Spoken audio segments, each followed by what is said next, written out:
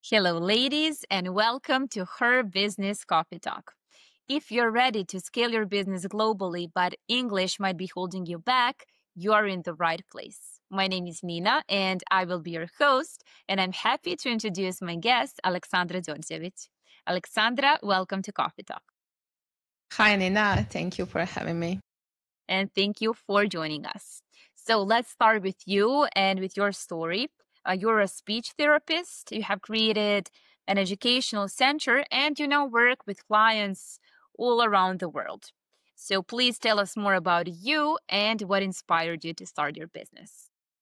Yes, you're right. I'm a speech therapist and I work with children and people who stutter and also with children who have special educational needs such as dyslexia. And all of them are originally from Balkans, but they live abroad. And my inspiration for starting my own business was the bad experience in previous company. I need to be honest. Tell us more, please. Yeah, my bosses were not speech therapists, so they didn't understand the needs of our profession when we talk about equipment and space and everything else. And I was like, okay, I work long enough and I know how to organize my job, and I don't know how to maintain a company, but I can try. I have nothing to lose, and then I tried, and now it's 5 years. So I did a good job, I would say. Congratulations on that. Thank you. They say that after 1 year, I don't know, like 50% of companies just disappear. And then after 3 years, 5 years, having your own business for 5 years, I think it means a lot. And we should celebrate each milestone. Yes, I agree. And I should remind myself on that more often. So, yeah, be the founder of a company, it's not that easy, but I think more difficult is to maintain a company. And you know that. So I think this should be a goal, to maintain it and to scale it, of course. Okay, not everybody wants to scale, and I really respect that. But if they do, what would be your advice on that? For example, you started, can you remember like the first days when you were just about to start, and then first challenges, and how did you overcome them? Of course. And something important has changed. It's my mindset. So, because when I started, I was self-employed and that was it. I was like, you will earn that much. You work, for example, 40 hours and your hour is 10 euro and that's it. And then day by day, I gave support to other speech therapists by allowing them to sit near me and to listen and watch what I do. And also I made some educational materials products and I sell them, but every time when some speech therapists buy them, I was like, okay, you can buy it, but I want to explain to you how to use it and why to use it like that. And through this experience, they told me like, okay, you supported us that way and you want to explain to us all the methodology besides that. So maybe you can start with some webinars or educations for other speech therapists. And I was like, yeah, maybe maybe that's not a bad idea. So I started and I proved to myself that I can do differently, not just with my clients, but also with some other speech therapists and with some products. So I started to think about passive income. So my mindset changed, actually. What do you think, what does it take to get to the passive income? It's really popular expression, and most business owners and founders, solopreneurs, everybody wants to get there, but how to do it? Mm-hmm. I believe you should solve some problem that other people maybe even don't know that exist.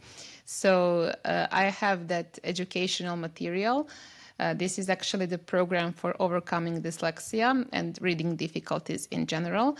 It's called Čitalići, like Reader's Family, let's say like this. And it's actually, I used gamification for that material.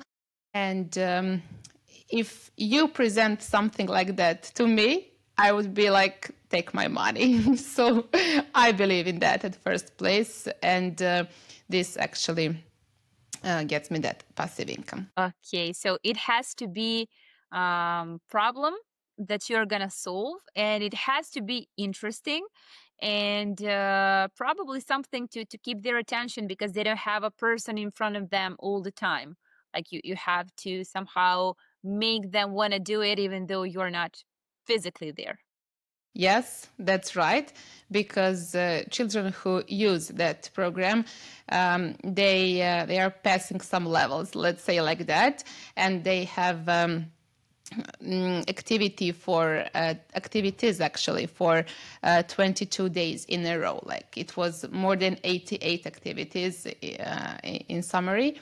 So yeah, they are motivated, because levels are from easy to hard, of course, but everything is through play. Mm-hmm. I like it. And what do you love the most about your work, and what are the challenges? Mm-hmm. The most that I like is that the fact that I see how people make progress. And they do it because they listen to my advices. And this is something priceless. But challenges is sometimes lack of motivation in children, and sometimes communication with their parents. I need to be honest, but I really understand them. It's hard to organize, like with all the other things to do, and when we talk about finances as well, so I really understand them. They want someone to help their children as soon as possible, but sometimes it's hard to explain to them that the goal is not to solve it as soon as possible, but to make communication enjoyable for children. Yeah, I would say that many service businesses struggle with that, like motivation. It's difficult, especially nowadays in the 21st century. Everything is instant, and people expect to solve their problems really fast. But for some things, you just need that process. So when we talk about the process and like speech therapy and how to get to these results people need and want, what would be the most important thing? It would sound like a cliche, but to believe in that process, like for everything in our lives. But to get there, we need to get confidence, like self-confident, and to be self-confident and to have confidence in the therapist. So I think that I need to change my energy for every client, to change my narrative, to change everything, just to get there, to meet them where they are. And if I'm there at the right place, at the right moment, I think I would do that the right way to make them motivated. And what's one misconception people often have about speech therapy? Maybe you heard it from your clients. Of course. I guess it's a lot. Oh, you're a speech therapist. You teach children how to say "r." This is, I think, the more often, yeah. But speech therapy is more wider than that. And for example, I work only in two fields. In speech therapy, I work only with people who stutter and have special educational needs, but speech therapy is wonderful science. I could call it science, yes. And yeah, when I say to people what I actually do, they are surprised. That's often that they are surprised. So if somebody would like to schedule a session with you, like how does it work? how do you when do you define the goal, and when do you meet their needs and their problems? Mm. Yes. When people approach me, first they have one Google form to fill where they actually write the reason why they approach me. So if they write something like, I have a child with autism or something, I would say, okay, I don't work with people with autism, so I can recommend that colleague to you. But when they write something like my children stutter or I stutter or I have children with reading difficulties or something like that, then I schedule assessment with them or their children.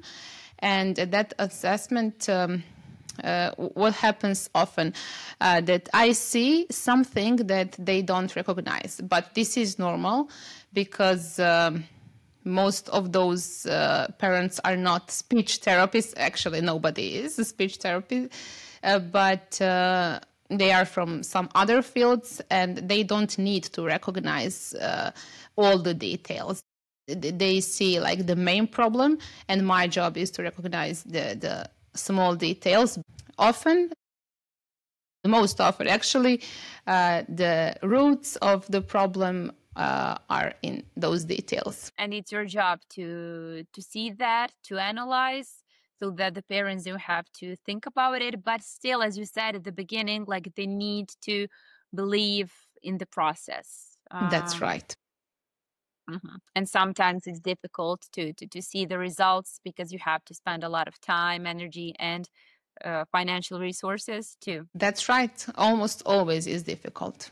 Almost always is difficult, but when you have a good relation with parents, and if it's a school child, if you have a good relation with school as well, and if that triangle works good in all the directions, it would be great because all of us have the same goal, and this is the progress of the child. Yeah, that's always the most important, and we should always remember it. Like we know why we are doing it, even though it can get hard sometimes. And That's right. you mentioned that when I was reading your application for the podcast, you mentioned that you once felt insecure about speaking English with people whose English was better than yours. That's right. So, how did you overcome that? And what do you think? Why did it happen? And what do you think about making mistakes in English? Mm-hmm. My thinking about it has changed. I need to say that at the first place because I think system and families as well made us think that making mistakes is something bad. But over the years, actually, I learned that making mistakes actually is making small steps towards progress. So I think that shift of my mindset actually helped me. And also some other things, for example, when I speak with some people in Serbian, but they are not natives, of course, I understand what they want to say to me, even if they make some grammatical mistake or something, of course, that I will understand them. And I try to look at that situation from that point of view. And also, I can't remember like the exact moment, but I started to concentrate on connection, not like the perfection. My vocabulary and my grammar would never be like I'm native because I'm not native, and that's okay. That's really okay. We just have to lower our expectations. If you're not a native, don't try to be one. I mean, maybe some professions need that, but usually, as you said, the most important thing is to understand each other, and nobody cares about your mistakes at the end of the day. So people just want you to understand them and not to speak perfect English. That's right. And so I remembered now that you moved a lot. I guess that this is where you practice your English, but the destination is pretty exotic. So maybe you can tell us more about that. Yes. Last year, I was at that exchange, Erasmus for Young Entrepreneurs, and I used to live in Canary Islands for 4 months. And when I used to live there, speaking English was the only way to be alive there, to survive there. So, yeah, in that time, speaking English meant a lot to me. I think the most in my life. Because I was surrounded by people from all over the world, like professionally. And also I play piano, and every Sunday I went to some jam session at the beach, and we watched the sunset and play our instruments.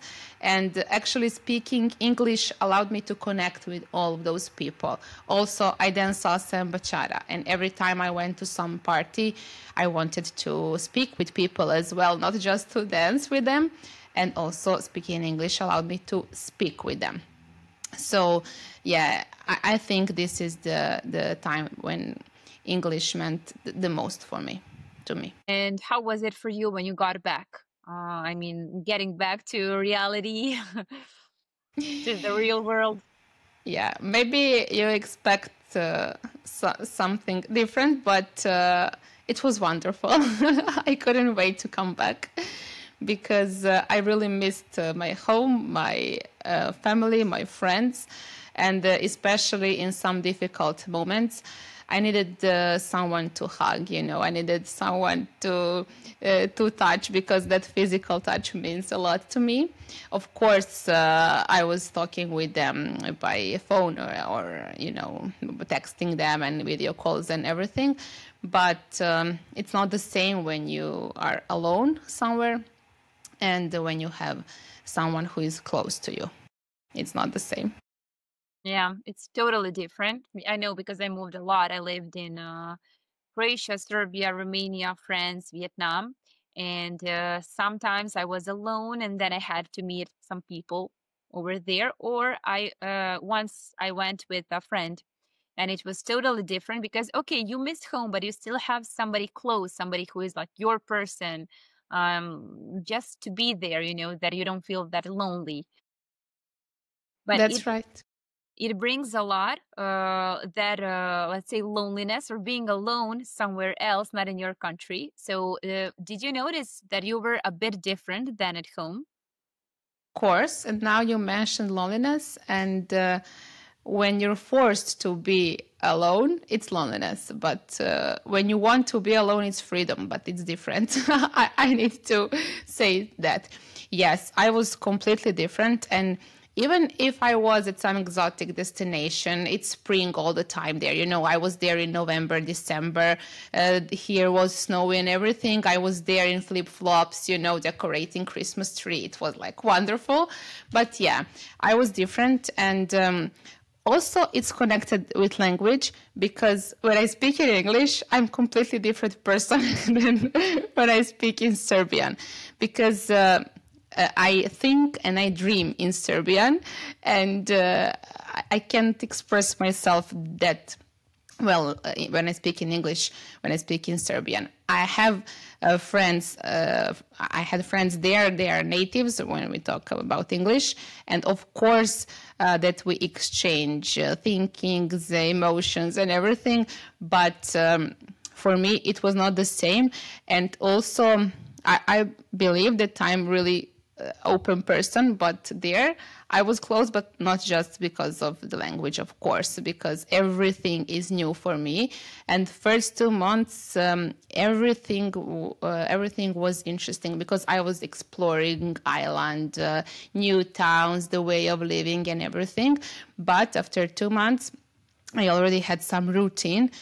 And I was like, oh my God, I'm in the middle of nowhere. I miss everything. I miss my routine. I miss my kitchen. I miss my bed. I miss everything.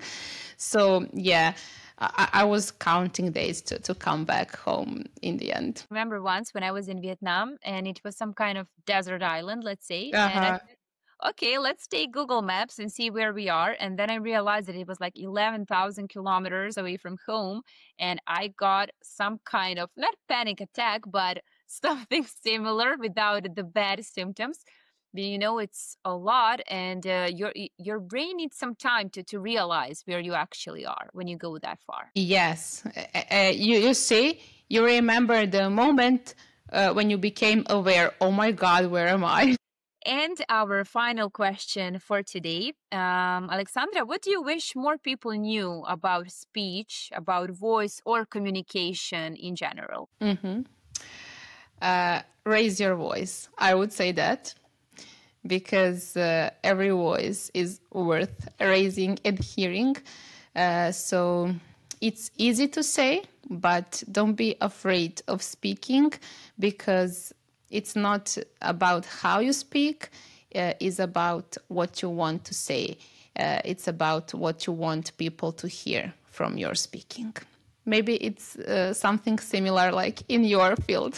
Pretty similar, yeah, almost the same. Yes. Alexandra, thank you so much for this business coffee talk. Thank you, Nina. That's it for today, ladies. I hope you enjoyed as much as I did. Don't be shy.